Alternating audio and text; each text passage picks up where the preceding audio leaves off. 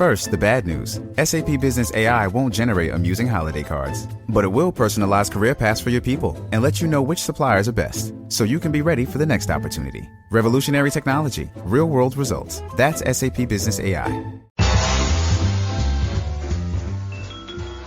Welcome to the Instagram Stories Flash Briefing. I'm Daniel Hill. Our top story today, Instagram is back online after a worldwide outage left irritated users complaining of being unable to load pictures on the site. Now, this headline is slightly dramatic. Although Instagram crashed for some users around the world, people were complaining they were unable to load new pictures on the app. But although this affected posts and stories, older stories could still be viewed, and the affected areas seem to be highlighted around the United Kingdom and France, the northeastern corner of the United States, and the southwestern corner of the United States. That is not really worldwide. It's been exactly a month since the last Facebook, Instagram, WhatsApp outage, so take that for what it's worth. The next article I want to talk about is from Forbes.com. My boss followed me on Instagram. Now what? This is a great question. It goes into some of the particulars for how this situation might happen. You are having a nice day, you were at your desk at work, you had a warm beverage, then you got the notification your boss just followed you on Instagram. What goes through your head? Is this really my boss? Maybe it's someone with just the same name. Okay, this probably is my boss. Why does he or she want to see my page? Is it nice that he or she wants to know about my personal life? Hang on a second. Is this person resigning and they want us to be internet friends? Wait, do they already think we're friends? This is a really great question, and the Forbes article goes deep dive into the answer. Here are the questions to ask yourself before accepting or rejecting a digital friendship with a superior. Number 1, are you using Instagram to share your career milestones, or is it more of a family and friends network?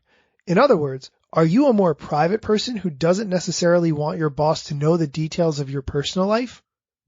The article goes on to say that if you are a private person, approach your boss and politely explain that your page is reserved for family and friends, but that you'd be happy to connect on a more professional network, like LinkedIn. The second question to ask, are you the person who feels tempted to live tweet your grievances while sitting in traffic? In other words, are you using social media as a stream of consciousness? I can do that sometimes. It says, if this is you, stop doing this. Judgment and restraint are the keys to the castle on social media. B, it sounds like there are probably things on your social channels that your boss would be better off not seeing, so don't open the floodgates.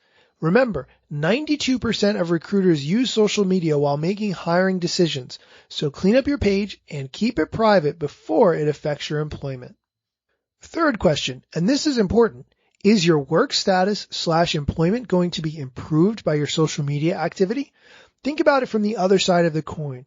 Having a dynamic social media page can be a really tremendous asset to many companies. It can show that you're capable of crafting compelling stories, creating attractive content, and most importantly, building a community. If you work in a field where those are valuable attributes, letting your boss see that you have a great feed with a built-in audience can potentially be extremely beneficial. Question number 4. Do you have to change your online activity now that your boss is following you? Answer, not necessarily. Your boss has likely followed you for the same reason anyone else has. They like what you're posting and they want to learn more about you. I think this is a great question. Would you let your boss follow you on social media, specifically Instagram? Send me a direct message at Daniel Hill Media. I would love to hear your thoughts. That's it for today's Flash Briefing. Thanks for listening.